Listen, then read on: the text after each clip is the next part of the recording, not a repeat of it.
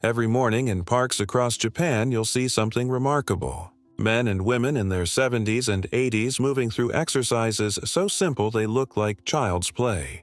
Yet studies tracking tens of thousands of older adults show these people have bone density scores that match Americans 20 years younger.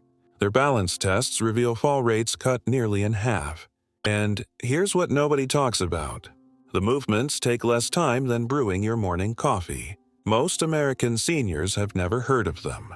The few who have dismissed them as too easy to matter.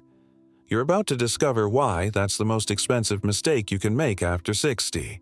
Because while we're spending billions on joint replacements and fracture repairs, the Japanese have been doing something so different it almost seems backwards. Where we rest to protect, they move to strengthen. Where we isolate muscles, they connect the entire body. Where we count reps until failure, they breathe through precision until the nervous system rewires itself. The gap in outcomes isn't small. It's dramatic enough that researchers from major universities have spent the last decade trying to decode exactly what makes these practices so effective for aging bodies. Here's what makes this urgent right now. After 60, your window for preventing the cascade that leads to loss of independence starts closing faster than most doctors admit. One fall leads to fear. Fear leads to less movement. Less movement accelerates muscle loss. Muscle loss worsens balance. Worse balance means higher fall risk. You see the spiral? But there's a specific sequence of exercises rooted in Japanese tradition that interrupts that spiral at every point. And the most powerful one, the movement that delivers the biggest return for the smallest investment of time and effort, is something 99% of American seniors ignore completely. I'm going to walk you through 6 of these exercises today. Number 6 is the one that fixes the hidden weakness most responsible for falls. Number 5 rebuilds a type of strength your doctor probably never measures. Number 4 does something to your bones that confuses even physical therapists when they see the scans. Number 3 targets a system that controls everything from your blood pressure to your mood, and almost nobody over 60 trains it correctly. Number 2 is so counterintuitive that when you first try it, you'll think, I made a mistake. And number 1, the exercise that takes 90 seconds and protects you from the single most common cause of hospitalization in older adults, is hiding in plain sight. Most people walk right past the chance to do it 20 times a day. Before we go further, drop a quick comment. Just your age and where you're watching from. I want to know how far this information travels and who it's reaching. Takes 2 seconds. Let's start with number 6. The standing march. Sounds too basic to work, doesn't it? You lift one knee, then the other, standing in place like you're climbing invisible stairs. In Japan, they call it sonochangzu tumi, sono ba ashifumi, which translates to stationary stepping. But here's what it actually does. When you lift your knee higher than 90 degrees, you force your hip flexors to fire hard while your standing leg fights to keep you stable. That combination, the dynamic load on one side while the other side stabilizes, trains something called reactive balance. It's the split-second ability to catch yourself when you trip. Most balance exercises you see in American gyms are static. Stand on one foot, hold it. Maybe close your eyes. That's fine for measuring balance, but it doesn't teach your body to react fast when the ground disappears under you. Reactive balance is what saves you when your toe catches the rug or you step off a curb wrong. Analysis of fall prevention programs shows that dynamic exercises, the ones where you're moving through instability instead of just holding still, reduce falls by rates approaching 40% over static training alone. Margaret was 72, retired librarian. She came to see me after her second stumble in a month. No injury either time, but the fear was setting in. She'd started gripping furniture when she walked through her house. I had her do the standing march every morning while she waited for her kettle to boil. Just 60 seconds. Knees up high, controlled pace, breathing steady. Within 3 weeks, she told me she'd stopped reaching for the furniture. Her confidence came back fast because her body was learning to trust itself again. Here's your protocol. Stand next to a counter or sturdy chair, close enough to touch it, but not leaning on it. Lift your right knee until your thigh is parallel to the floor or as high as comfortable. Lower it with control. Repeat on the left. That's one cycle. Do 20 cycles, about 60 seconds total. If you feel unstable, lightly rest your fingertips on the counter. If it's too easy, do it with your eyes closed, but only if you're next to something stable. The goal isn't to make it hard. The goal is to teach your nervous system to coordinate power and stability at the same time. Every morning, 1 minute. No equipment. Here's the kicker. The standing march warms up something deeper that most people don't feel until it's too late. And that brings us to number 5. Heel raises. You've probably seen these. Stand flat. Rise up onto your toes, lower back down. Simple. But in the Japanese approach, there's a twist that changes everything. They don't just do calf raises for calf strength. They do them slowly with a specific breathing pattern to train what's called eccentric strength. That's the strength you need when you're lowering your body weight, resisting gravity on the way down. And here's the part nobody tells you. After 60, eccentric strength disappears faster than the strength you use to lift. That's why so many older adults can stand up from a chair but crash down when they sit. They can rise onto their toes but their heels slam to the floor. The lowering phase is where injuries happen because eccentric strength is what absorbs impact and controls descent. Research from exercise physiology labs shows that eccentric training builds strength gains up to 50% greater than concentric training, the lifting phase, and it does it with less fatigue. For older adults, that means more benefit with less risk of overtraining or joint stress. Frank was 68, former electrician, complained that his knees hurt every time he went downstairs. Upstairs was fine. Downstairs felt like his legs might buckle. That's classic eccentric weakness. I taught him slow heel raises. 2 seconds up, 4 seconds down. He did 15 every evening while brushing his teeth. After 10 days, the knee pain on stairs was gone. After a month, he told me he could hike downhill again without fear. The eccentric phase had rebuilt the shock absorbers in his lower legs and knees. Your protocol is this. Stand with your feet hip-width apart, hands resting on a counter for light balance support. Rise up onto the balls of your feet, 2-second count. Pause at the top for 1 second. Now here's the important part. Lower your heels back to the floor over 4 full seconds. Feel the burn in your calves as you resist gravity. That burn is the signal. It means you're rebuilding eccentric strength. Do 3 sets of 10 with 30 seconds rest between sets. If 4 seconds down is too hard, start with 3. If it's too easy, do it on one leg but keep the other foot nearby to catch yourself. The beauty of this exercise is it stacks perfectly with your daily routine. Do it while you're making breakfast or waiting for the microwave. The counter is right there. No special time needed. And the strength you're building doesn't just protect your knees.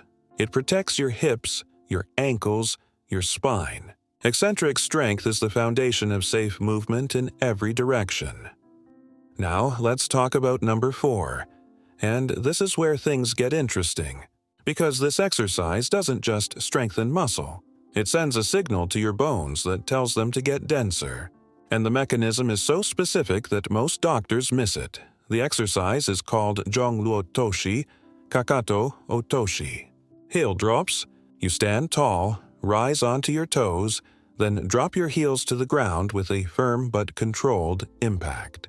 That impact, the vibration that travels up your legs when your heels hit, creates what's called osteogenic loading. It's a mechanical signal that tells osteoblasts, the cells that build bone, to get to work. Without that signal, your bones slowly dissolve. With it, even in your 70s and 80s, you can maintain or even regain bone density. Here's what makes this so important. Osteoporosis isn't just about fractures. It's about fear. When your bones are fragile, you move less because you're afraid of breaking something. When you move less, your muscles weaken. When your muscles weaken, your balance gets worse. When your balance gets worse, you're more likely to fall. And when you fall with fragile bones, that's when the real trouble starts. Hip fractures in older adults carry mortality rates that can reach 20% in the first year.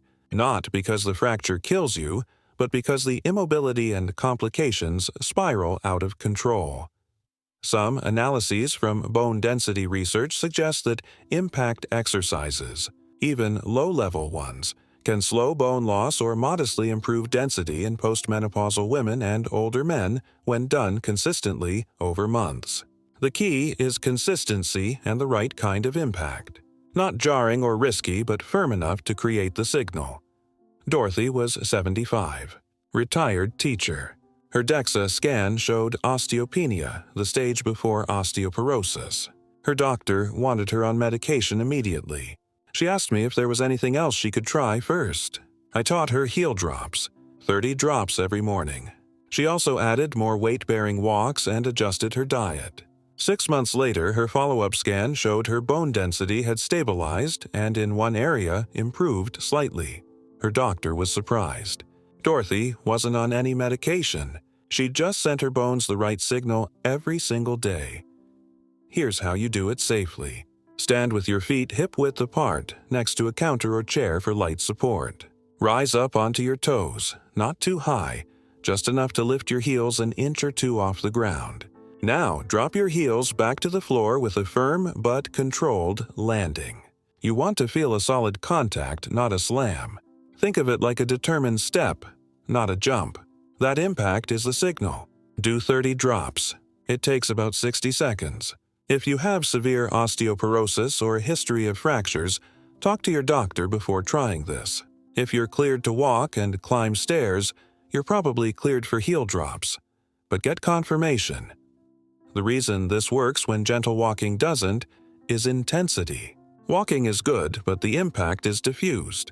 Heel drops concentrate the signal into your largest bones, the femur and tibia, the exact bones you need to protect from hip and leg fractures. And because you're controlling the movement, you can do it safely even if your balance isn't perfect. Which brings us to number 3. This one targets a system most people don't even know they have. And when you train it correctly, everything changes. It's called toe raises. The opposite of heel raises. You stand flat and lift your toes off the ground while your heels stay planted. Sounds silly. Feels silly the first time you do it. But here's what's happening. The muscles on the front of your shin, the tibialis anterior, are some of the weakest and most ignored muscles in your body. When they're weak, your foot slaps the ground when you walk. That slap is called foot drop, and it's one of the biggest predictors of tripping and falling. But there's something deeper. Toe raises train your proprioception, the sense of where your body is in space. Proprioception is controlled by tiny sensors in your muscles and joints that send constant feedback to your brain. After 60, those sensors get lazy. The signal weakens. Your brain loses the fine detail of where your feet are, especially when you're not looking at them. That's why older adults trip over small obstacles they don't see. The brain isn't getting accurate information fast enough. Training proprioception isn't optional. It's essential. And toe raises are one of the simplest ways to wake up those sensors in your feet and lower legs. Studies on fall prevention suggest that proprioceptive training can improve balance scores and reduce fall risk, especially when combined with strength work. George was 70, former mechanic. He'd started shuffling when he walked, didn't pick his feet up cleanly. His wife noticed it before he did. He thought it was just age. I had him do toe raises every time he stood at the sink. 20 raises twice a day. In 2 weeks, his shuffle was gone. His feet had relearned how to lift cleanly with every step. The change was dramatic enough that his grandkids mentioned it. Your protocol is straightforward. Stand flat, feet hip-width apart, hands on a counter for balance. Keep your heels on the ground and lift your toes as high as you can. You'll feel the front of your shins working. Hold the top position for 1 second, then lower your toes with control. Do 3 sets of 15. If you can't lift your toes very high, that's a sign you need this even more. Start where you are. Improvement comes fast because these muscles respond quickly to attention. Toe raises also pair perfectly with heel raises. You can alternate them. 1 set of heel raises, 1 set of toe raises. That way, you're training the entire lower leg, front and back, in one efficient sequence. And you're teaching your brain to coordinate opposing muscle groups, which is exactly what you need for stable walking. Now here's where it gets uncomfortable. Number 2 is an exercise that feels wrong the first time you try it. And that's precisely why it works. It's called knee bending in place, or partial squats while standing. In Japanese, michi no kushin, hiza no kushin. But the way the Japanese teach it is different from the way Americans do squats. There's no barbell, no weights, no trying to build bulk. The focus is on control, breathing, and training the knee joint to move smoothly through its full range without pain or clicking. For people over 60 who've been told squats are dangerous, this is the safe version that rebuilds knee function instead of destroying it. Here's the truth about your knees. They're designed to bend. When you stop bending them because you're afraid or because it hurts, the cartilage inside the joint starts to degrade faster. Cartilage doesn't have its own blood supply. It gets nutrients from movement, from the pumping action of the joint moving through its range. No movement means no nutrients. No nutrients means cartilage breakdown. Breakdown means arthritis. Arthritis means pain. Pain means less movement. You see the loop? Partial squats break that loop by teaching your knees to bend under control while your muscles support the joint. The key is you're not going deep. You're not trying to break records. You're moving through a comfortable range, maybe 45 degrees of knee bend, focusing on smooth descent and smooth return.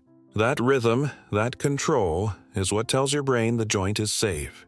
When your brain believes the joint is safe, it relaxes the protective muscle tension that often causes pain in the first place.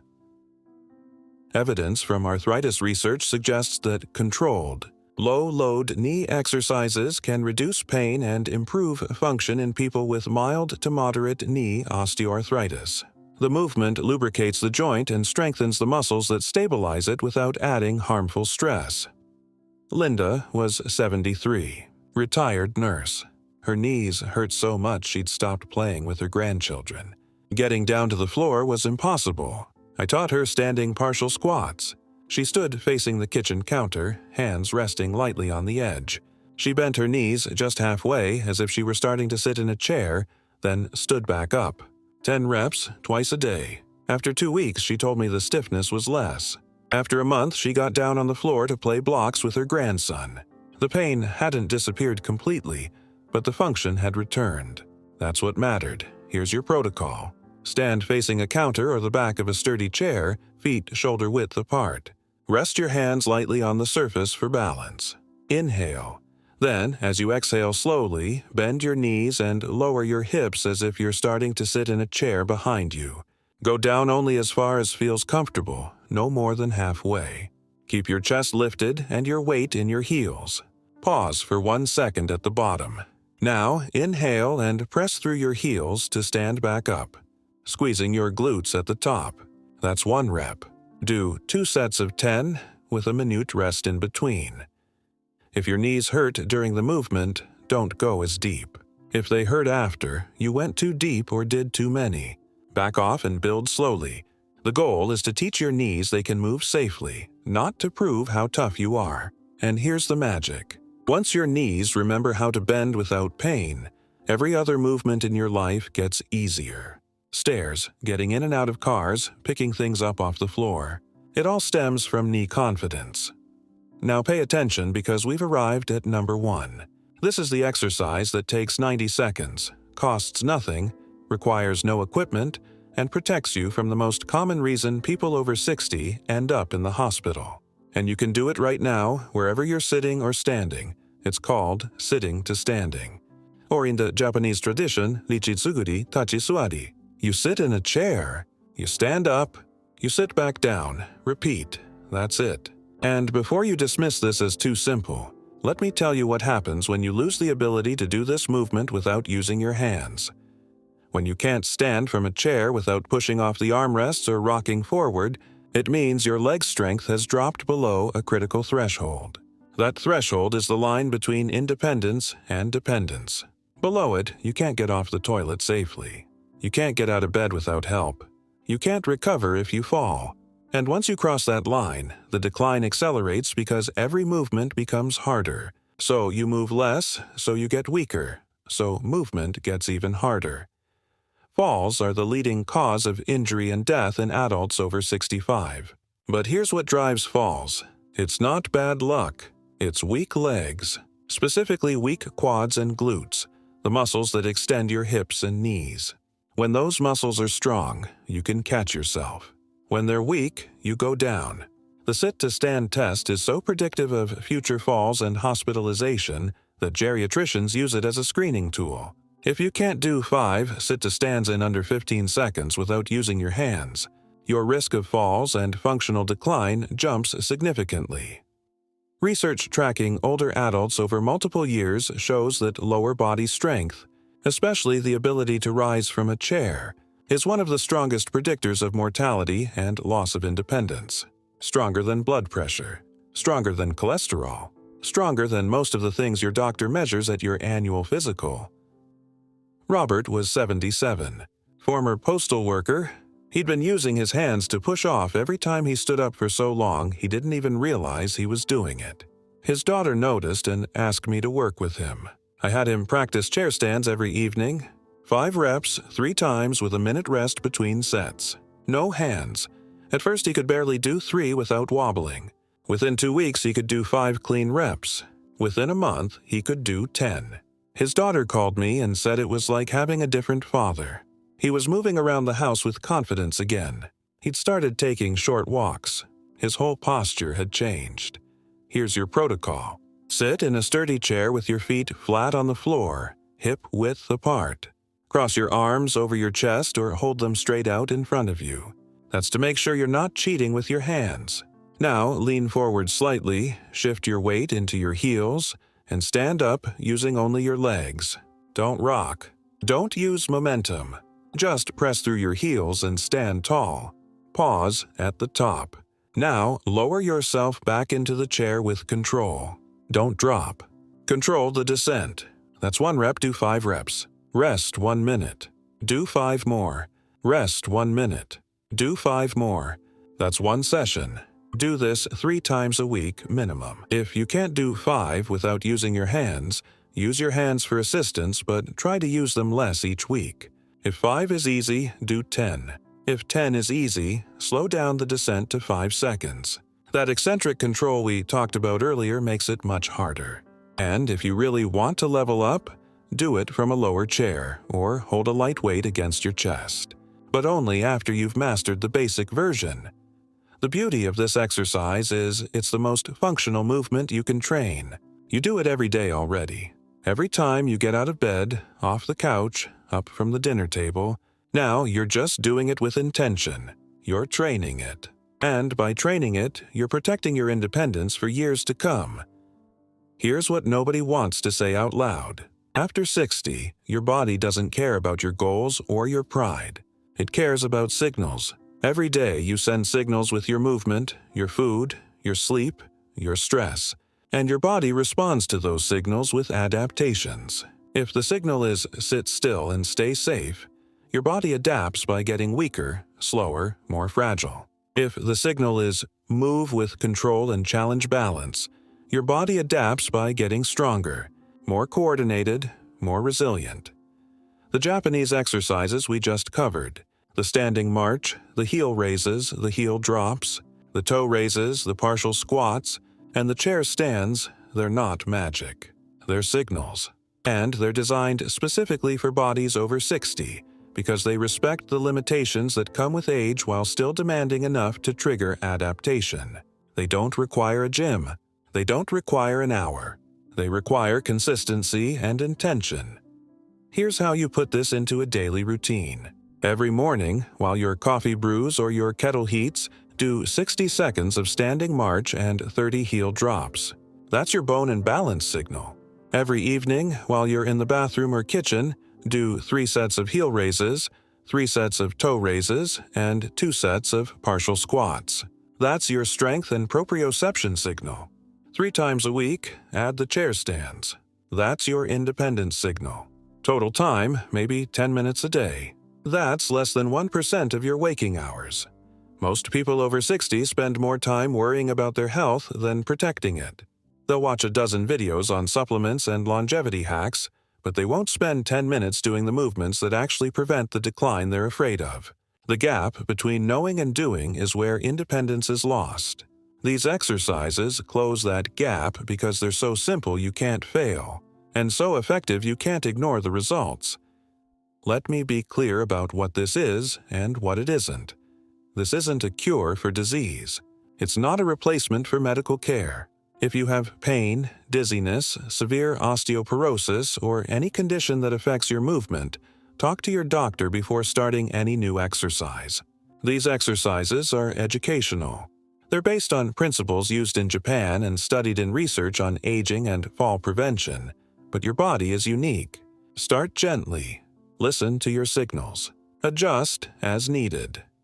What this is, though, is a framework. It's a way to think about movement after 60 that's different from the American model of pushing harder, lifting heavier, and fighting against age.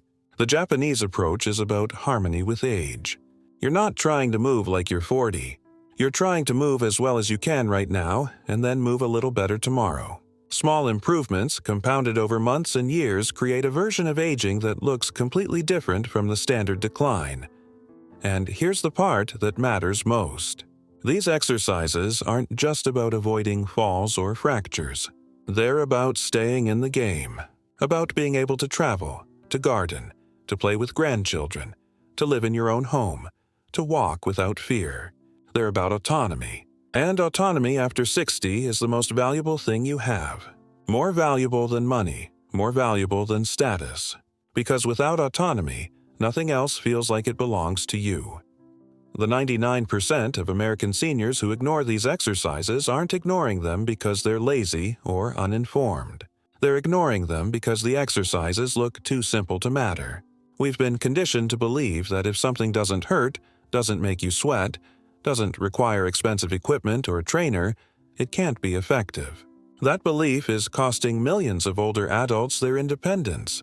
The Japanese figured out a long time ago that the most powerful interventions are often the simplest. They just have to be done consistently and with attention. So here's my final question for you, and I really want you to comment on this. Which one of these 6 exercises are you going to start with, and why? Are you worried about falls, so you're starting with the standing march? Are your knees bothering you, so you're trying the partial squats? Or maybe you just want to protect your bones with the heel drops. Let me know in the comments. Tell me which one resonates with you and what you hope it'll change. I read every single comment and I'll answer questions if you have them. This is your chance to commit publicly, and that commitment makes it real. Your body at 60, 70, 80, it's not broken. It's just responding to the signals you've been sending. Change the signals, and you change the trajectory. These 6 exercises are the simplest, most researched, most effective signals you can send. They take 10 minutes a day, and they protect the one thing you can't buy back once it's gone: your ability to move through the world on your own terms. That's not just longevity. That's freedom. And freedom after 60 is something worth fighting for.